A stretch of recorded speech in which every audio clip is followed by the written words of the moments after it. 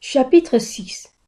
Le secret qui a été caché avant le commencement des temps. Premier, mes frères et sœurs. La sagesse secrète de Dieu.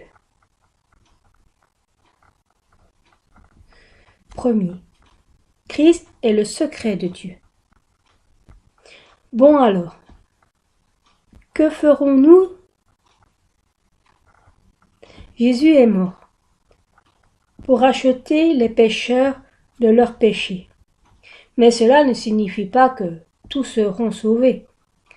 Malgré que Jésus ait ouvert le chemin du salut, si les gens ne l'empruntent pas, mais continuent à marcher sur le chemin de la destruction, ils finiront par tomber dans la destruction. Ils ne peuvent être sauvés que lorsqu'ils croient à la parole du prédicateur et arrivant sur le chemin du salut, uniquement en croyant en Jésus-Christ et notre Sauveur. Nous pouvons entrer sur le chemin du salut. Alors, pourquoi sommes-nous sauvés en croyant en Jésus-Christ? Avant le commencement, Dieu avait déjà élaboré un plan pour sauver l'humanité, qui deviendrait l'esclave de l'ennemi diable et Satan, et les libérer de l'esclavage du péché et de la mort. Mais jusqu'à ce que le temps vienne, c'est-à-dire jusqu'à ce que Jésus-Christ soit crucifié et ressuscité, Dieu a conservé secret le chemin du salut. 1 Corinthiens 2:7 dit: Nous prêchons la sagesse de Dieu mystérieuse et cachée que Dieu avant les siècles avait prédestinée pour notre gloire. La cause principale pour laquelle Adam et Ève ont mangé l'arbre de la connaissance du bien et du mal était parce que le serpent manipulé par Satan a tenté Ève lorsque Adam et Ève ont été maudits à cause de leur péché. Dieu a prophétisé à propos du salut de l'humanité. Genèse 3:15 dit: Je mettrai l'inimitié entre toi et la femme, entre la postérité et sa postérité. Celle-ci t'écrasera la tête et tu lui mordras le talon. Ici, la femme n'est pas une femme dans le sens physique, mais elle se réfère à Israël, dans le sens spirituel. La postérité de la femme représente Jésus-Christ, qui viendra au sein du peuple d'Israël. La première partie de Apocalypse 12:5 dit aussi: Elle fanta un fils qui doit paître toute la nation avec une vierge de fer. Il utilise une expression, un fils né d'une femme. Dieu a dit que la postérité de la femme, soit Jésus, écraserait la tête du serpent. Si un serpent est blessé à la tête, c'est une blessure fatale pour lui. Jésus, qui écrase la tête du serpent, est une prophétie sur le fait qu'il écrasera l'autorité de l'ennemi diable Satan, qui manipule le serpent. Dieu dit aussi: Toi, Satan, tu lui, Jésus, mordras le talon. Si le talon de quelqu'un est blessé, il ne peut pas marcher, et il tombe. Ceci est une prophétie que Jésus serait crucifié avec les mains et les pieds percés de la même manière. Dieu a déjà mentionné que Jésus-Christ, qui briserait l'autorité de l'ennemi diable et Satan et sauverait l'humanité, viendrait parmi le peuple d'Israël et qu'il serait aussi crucifié selon le plan de l'ennemi diable et Satan. 2. le secret qui avait été caché. Même l'ennemi diable et Satan savaient que le Sauveur viendrait d'Israël et élèverait leur autorité. Ils ont donc essayé de ne pas perdre leur autorité. Le diable et Satan croyaient qu'ils seraient capables de diriger le monde à jamais, s'ils pouvaient tuer le Sauveur, qui devait venir. Ils attendaient que le fils de la femme naisse. Chaque fois qu'un homme de Dieu apparaissait, ils ont essayé de l'assassiner, croyant qu'il pouvait être le Sauveur. C'est pourquoi ils ont essayé de tuer les prophètes, les disciples et les apôtres qui accomplissaient des miracles et montraient des signes. Finalement, il y a eu un peu 2000 ans, Jésus est né à Bethléem et en Israël.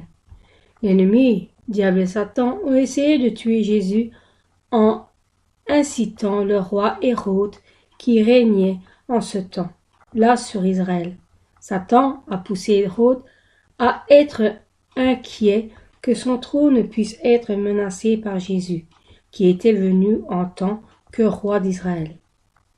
Il est donc dicté un ordre pour tuer tous les garçons qui étaient en dessous de l'âge de 2 ans, à Bethléem, et dans les lieux alentours. Mais Jésus n'était pas là, parce qu'un ange de l'Éternel était apparu en rêve à Joseph, qui était généalogiquement le père de Jésus, ce qui lui a permis de s'échapper vers l'Égypte. Mais après cela, l'ennemi diable et Satan ont essayé de tuer Jésus en travers des gens mauvais. Ceux qui étaient mauvais ont été utilisés comme des instruments de mal parce qu'ils étaient tentés par Satan dans leur cœur, mauvais et leurs pensées. Pendant son ministère, Jésus n'a fait que de bonnes choses, comme guérir les malades et prêcher l'évangile du royaume des cieux. Même en ce temps-là, des gens mauvais comme des pharisiens et les sacrificateurs étaient jaloux de Jésus et le haïssaient et ont essayé de le tuer en utilisant toutes sortes de stratégies. Mais parce que Dieu protégeait Jésus, personne n'a pu lui faire de mal. Peu importe les moyens utilisés, Jésus a aussi échappé à des situations dangereuses avec une grande sagesse. Mais lorsque le temps fut venu, dans les providences de Dieu, Jésus a été arrêté par les gens mauvais et ont subi une mort horrible par les crucifixions. Toutes choses, y compris la protection et les permissions d'arrêter Jésus, ont été faites dans la providence de Dieu. L'ennemi, diable et Satan ont pensé que tout se terminerait bien, étant donné qu'il avait crucifié le fils de la femme qui devait écraser la tête du serpent. Ils ont cru qu'il aurait maintenant l'autorité éternelle, mais la sagesse de Dieu réside en ceci.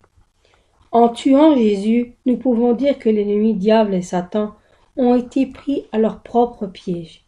Ils sont devenus un instrument pour accomplir la providence de Dieu. Qu'est-ce que cela signifie? L'ennemi diable et Satan ont tué Jésus avec le désir acharné et la nécessité de se débarrasser du Sauveur. Mais selon la loi du monde spirituel, dans Romains 6-23 qui déclare « Le salaire du péché, c'est la mort ». La punition de la mort ne peut être appliquée qu'à des pécheurs et d'autres termes, la punition de la mort ne peut être accomplie à un homme qui est sans péché. Jésus n'avait ni le péché originel, ni de péché commis, et il n'y avait donc aucune raison pour qu'il soit tué. Il n'avait pas le péché originel parce qu'il n'était pas un descendant d'Adam, et a été conçu du Saint-Esprit, et il n'a jamais commis le péché, Mais l'ennemi diable a malgré tout tué Jésus, sans péché, et par conséquence, le diable a violé la loi du monde spirituel. Par conséquence, pour avoir violé la loi du monde spirituel, le diable a dû donner son autorité pour diriger l'homme et la mort. Jésus a été crucifié, mais parce qu'il n'avait pas de péché, il a pu briser l'autorité de la mort et il est ressuscité. C'est pourquoi ceux qui viennent avec le Seigneur, en croyant en lui dans leur cœur, peuvent maintenant être libérés de l'autorité de la mort de l'ennemi diable et l'enfer dans le royaume des cieux. La prophétie de Dieu, la prophétérité de la femme écrasant la tête du serpent a été totalement accomplie. À propos de ceci, Romains 5 à 18-19 dit « Ainsi donc, comme par une seule offense, la condamnation, excusez-moi mes frères et sœurs, la condamnation a atteint tous les hommes. De même, par un seul acte de justice, la justification qui donne la vie s'étend à tous les hommes. Car comme par la désobéissance d'un seul homme, beaucoup ont été rendus pécheurs, de même par l'obéissance d'un seul, beaucoup seront rendus justes. Par l'obéissance d'une personne, Jésus a beaucoup, pas tous accepteront Jésus comme leur sauveur. Ils vivront selon la parole de Dieu. Beaucoup seront rendus justes. 3. Le secret de Dieu est mystérieux. Combien sage et profond est la providence du salut. D'abord, en tant que conséquence du péché, de désobéissance d'Adam et de Ève, ils devaient recevoir la punition de la mort, selon la loi du monde spirituel. Mais à peu près de 4000 ans plus tard, l'ennemi diable et Satan ont violé la loi du monde spirituel et ils ont perdu leur autorité sur la mort. Par la même loi du monde spirituel, le salaire du péché, c'est la mort. Et à un moment, l'humanité est tombée dans la mort et à un autre moment, de l'autorité de la mort a été brisée. Et maintenant, nous pouvons être sauvés par la foi. L'ennemi diable a essayé de conserver son autorité jusqu'à la fin avec toute sa sagesse.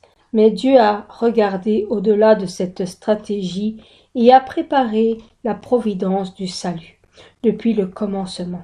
Si l'ennemi diable avait connu cette providence de la croix, il n'aurait pas tué Jésus.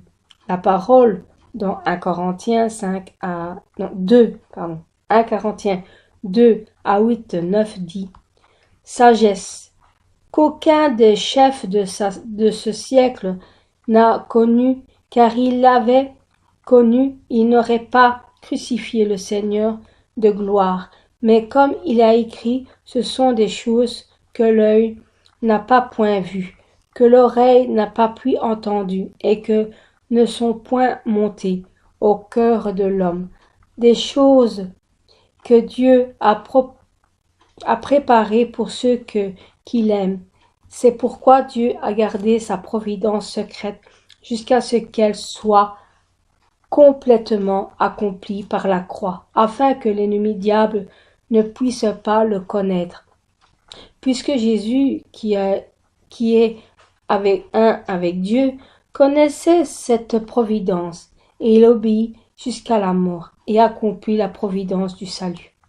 Ephésiens 5:8 dit « Car c'est grâce que vous avez été sauvés par la foi, et non point par vous-même.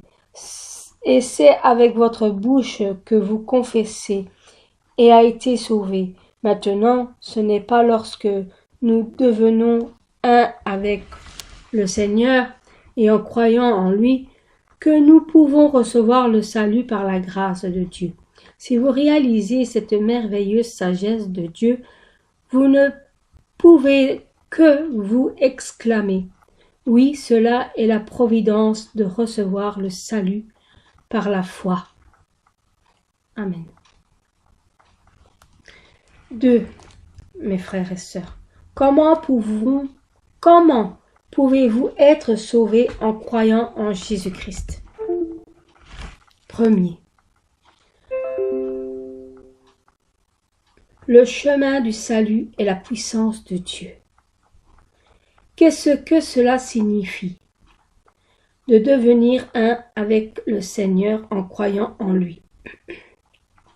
Nous ne pouvons pas dire que nous avons une foi véritable uniquement en confessant de nos lèvres « Seigneur, Seigneur, je crois ». Nous devons croire dans notre cœur et montrer la preuve de notre foi par des œuvres.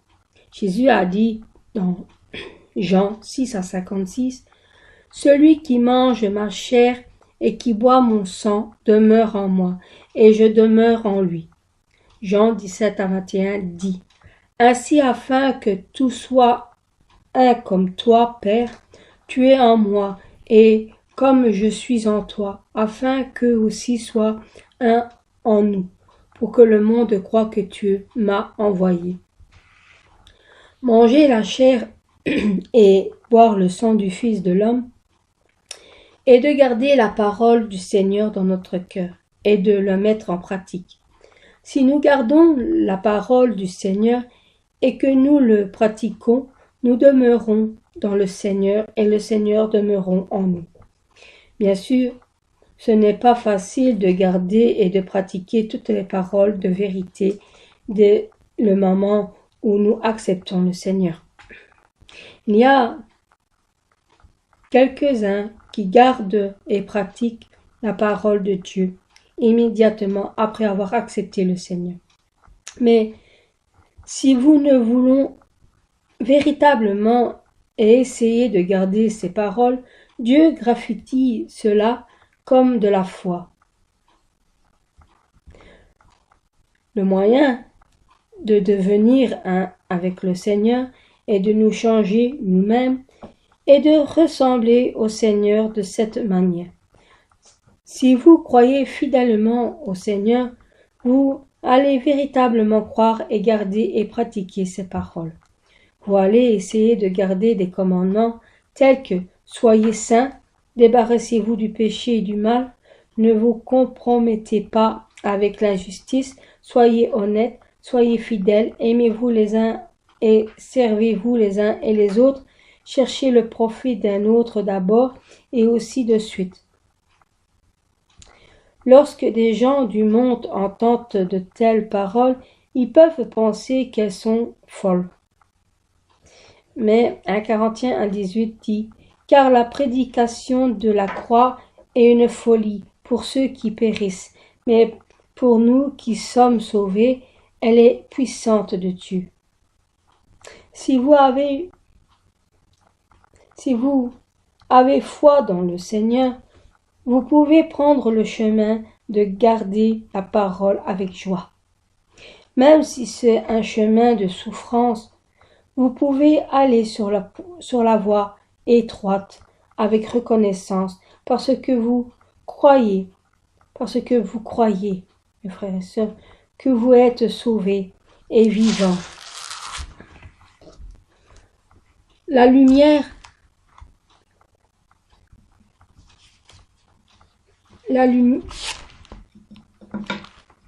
vivant dans la lumière, et parce que vous avez l'espoir d'entrer dans le merveilleux royaume des cieux.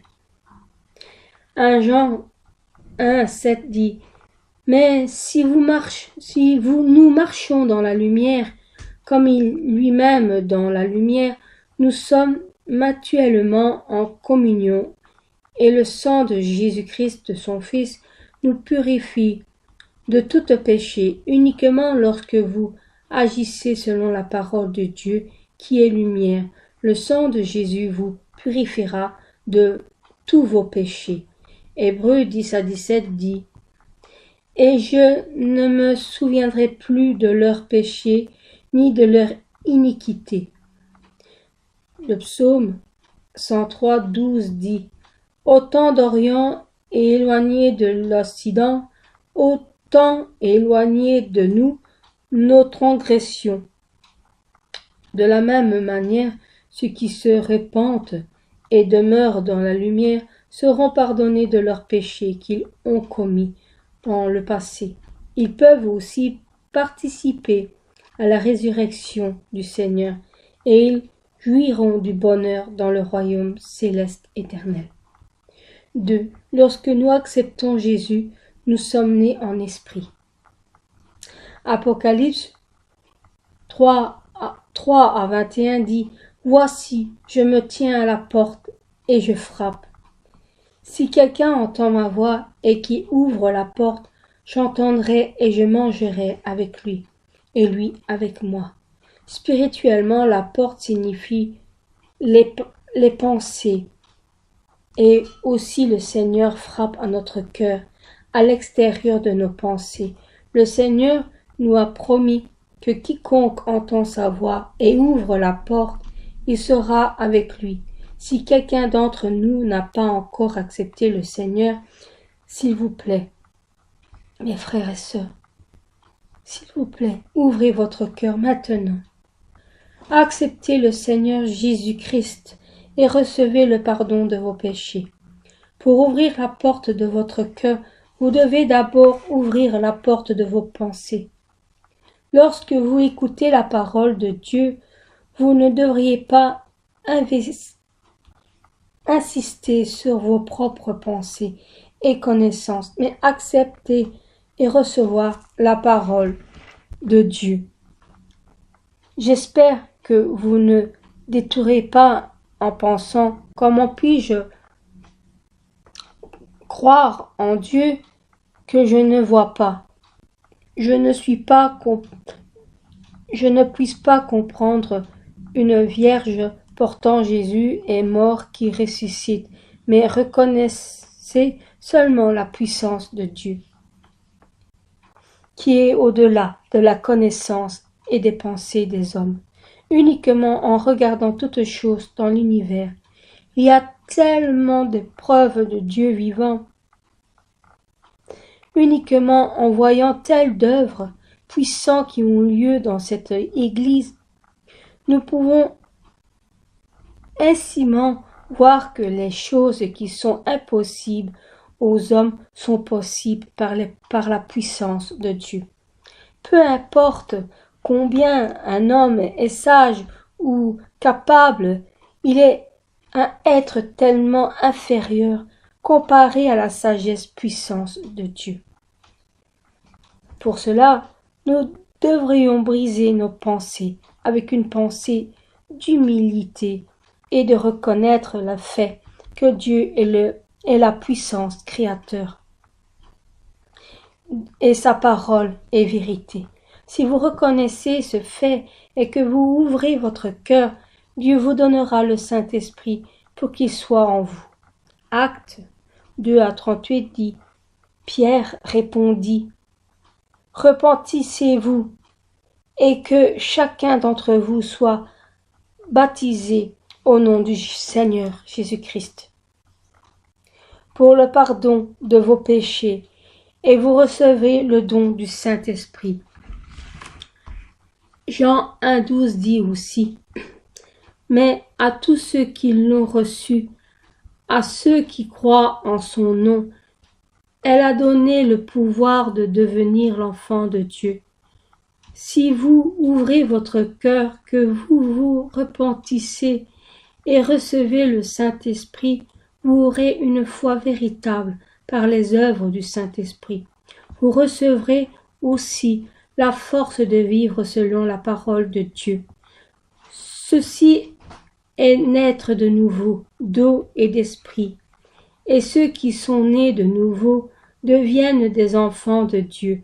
Dieu les appellera mes fils et mes filles, et nous pouvons appeler Dieu Père le nom des enfants de Dieu seront aussi enregistrés dans le livre de vie au ciel, et ils gagneront la citoyenneté du royaume des cieux. Tout comme il existe une loi à respecter dans ce monde, les citoyens du royaume des cieux doivent observer la loi du royaume des cieux. C'est-à-dire que nous devons garder les commandements de Dieu, qui est le Créateur de notre Père. Même si nous confessons notre foi dans le Seigneur et que nous avons reçu le Saint-Esprit, si nous continuons à commettre des péchés en ne vivant pas selon la parole, l'ennemi diable va nous accuser et nous apporter des épreuves et des difficultés. Si nous continuons à commettre des péchés après avoir été infligés d'épreuves et de difficultés, non seront à effacer, alors nous n'entendrons pas dans le royaume des cieux. Uniquement lorsque vous suivez la loi du royaume des cieux, vous ne serez pas accusés par l'ennemi diable et Satan, mais vous demeurez sous la protection et la bénédiction de Dieu, jusqu'à ce que vous éteigniez le royaume des cieux. 3. La différence entre Jésus et Jésus-Christ.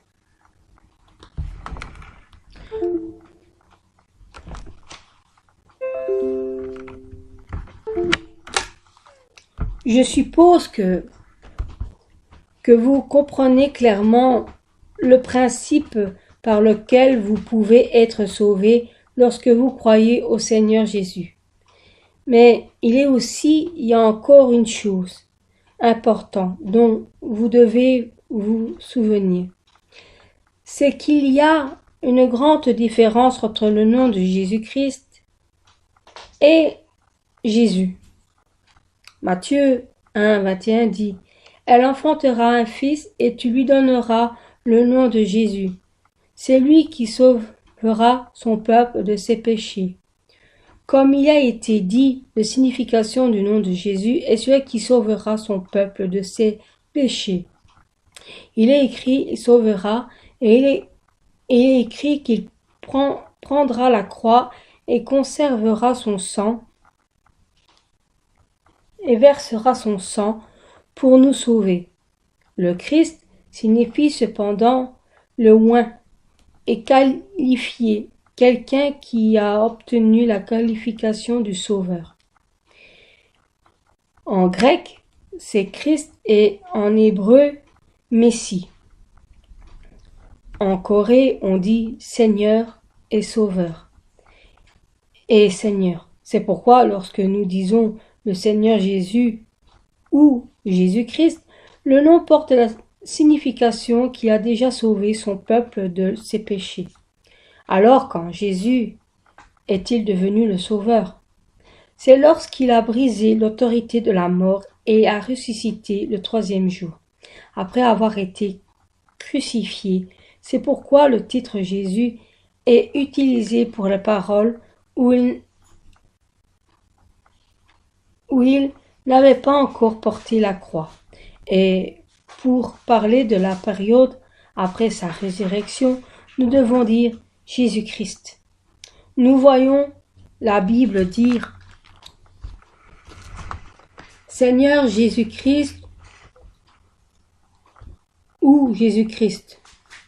C'est pourquoi les disciples et les apôtres, lorsqu'ils prêchaient l'évangile après la résurrection du Seigneur, ne disaient pas simplement Jésus, mais ils ajoutaient le Seigneur ou le Christ. Par exemple, dans Actes 3-6, lorsque Pierre et Jean ont guéri les paralytiques à la porte appelée Belle, ils ont dit « Dans le nom de Jésus-Christ de Nazareth, lève-toi et marche. » Ils n'ont pas dit « Au nom de Jésus, marche », mais dans le nom de Jésus-Christ. Éphésiens 5:20 dit aussi « Rendez à toutes choses grâce à Dieu le Père et au nom de notre Seigneur Jésus-Christ. Et ici aussi, il dit dans le nom de notre Seigneur Jésus-Christ et non au nom de Jésus. Il y a une signification spirituelle importante qui se trouve ici. Si vous priez au nom de Jésus-Christ, connaissant exactement la providence du salut, vous pouvez avoir une puissance de prière totalement différente qu'en priant uniquement au nom de Jésus. Même les choses qui ne sont pas possibles pour vous seuls, parce que vous confessez et priez avec la foi qui est possible en Jésus-Christ le Sauveur. Votre prière sera plus puissante lorsque vous chassez les esprits impurs. Vous leur ordonnez au nom du Seigneur de la victoire. Sachez que Jésus-Christ a déjà brisé l'autorité de l'ennemi diable et Satan sur la mort. Ainsi, les esprits impurs s'enfuient et tremblent. J'espère que vous se souviendrez de ce fait et que vous prierez au nom de Jésus-Christ ou du Seigneur Jésus-Christ et non pas uniquement au nom de Jésus. 4. La foi vaine, l'ennemi diable. La providence du salut a été accomplie dans le secret par la grâce de Dieu. L'amour est l'amour du Seigneur sans que personne ne le sache. Lorsque l'ennemi, diable et Satan ont appris qu'il avait perdu leur autorité sur la mort après avoir tué Jésus, sans connaître ce secret, combien ont-ils dû être mortifiés?